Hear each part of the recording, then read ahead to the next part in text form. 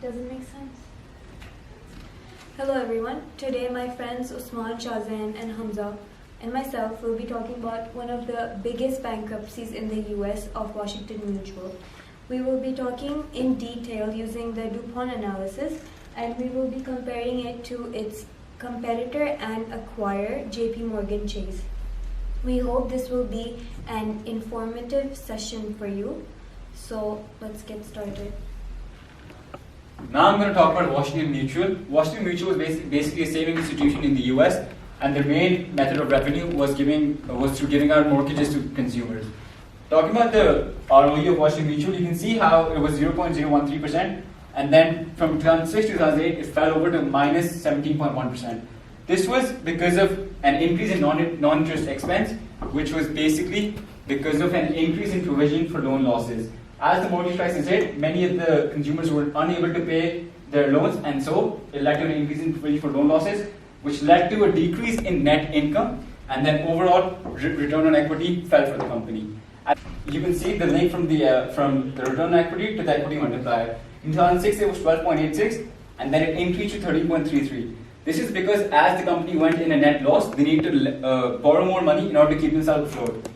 In 2008, the equity multiplier actually decreased because it became difficult for Washington Mutual to actually gain any sort of funds and borrow any sort of funds because of their massive fall in net income and because of the negative return on equity.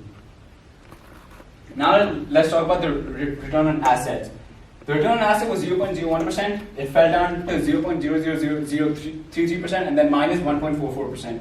This is because, first of all, their net income was now in negative, and at the same time, their assets decreased. Their assets decreased because of as you can see, their allowance for loan losses increased from 2006 to 2008. This meant that in their balance sheet, their assets fell, and at the same time, sales revenue fell, which allowed them to gain a negative ROA. Lastly, we're going to talk about the asset utilization. Asset utilization actually increased from 2006 to 2007, but fell in 2008. This is because their sales revenue fell, and at the same time, their assets fell. Their assets fell because the number of loans held in their portfolio actually decreased.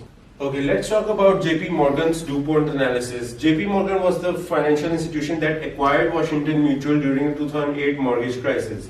From 2006 to 2008, in the span of 3 years, the return on equity decreased from 12.4% to 3.4%. This was due to the increase in 2006 from 2007, but however, during the crisis, it decreased at a really higher rate from 2007 to 2008, while the total equity also decreased. This brought a drastic change from 2006 to 2008 to the return on equity. Speaking about equity multiplier, which shows how much the company is leveraged, it increased from 11.7% to 13.03% because the total assets of JP Morgan increased while at a higher rate than the decrease in total equity. Speaking of ROA, the return on assets, it decreased from 1.1% to 0.26%. This is because the net, as we said before, the net income decreased from 2006 to 2008. However, the total assets increased from 2006 to 2008, which made the total return on assets decrease from 1.1% to 2.6%. If you look at the provision of loan losses, the increase in provision of loan losses from around 3,000 to around 21,000 from 2006 to 2008, it shows the decrease in net income, while the allowance for loan losses, the increase in allowance for loan losses from 7,000 to 23,000 shows an increase in total number of assets. This brings us to asset utilization. Asset utilization shows sales over total assets, and how many of your assets results in contributes to your sales, and how efficient is the company in utilizing its sales.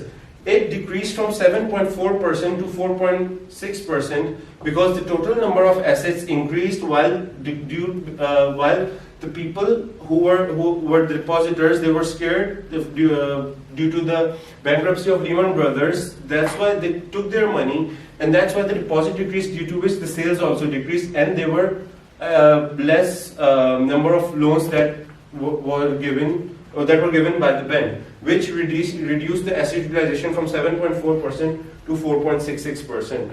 So in terms of ROE, both the firms suffered, but JP Morgan suffered less because they had more control over their expenses, and the reason for that was because they had diversified their portfolio. They did not just invest into mortgages like Washington Mutual did. They actually invested into more other financial instruments as well. So that's why they were able to diversify their expenses. So to conclude, it's safe to say that JP Morgan was a bigger company in size than Washington Mutual, and JP Morgan was too big to fail, which Washington Mutual wasn't.